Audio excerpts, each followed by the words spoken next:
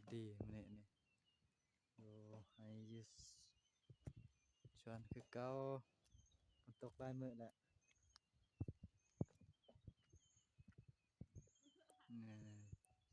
นี่ฮะนี่บ่อนอยู่บ่อนเช่าก็แนวนี้แหละ อยู่สวนนี่มีคนไปหาฟืนบ่เอ้ยมีน้ำลิ้นได้อยู่พู้นี่แบบฮอดเทิงที่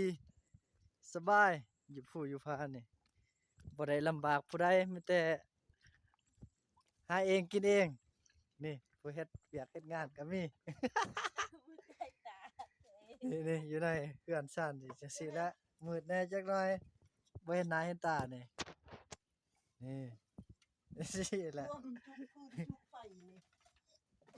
กำลังหุงข้าวนี่ผักกาดนี่มีได้นี่มักต้องอยู่หั่นอีกโอ้ยนี่ ผักกาดก็มีโพยก็มีที่สะเลา อยู่นี่ก็มะเขือกับมะพริกโอ้ยของแซ่บ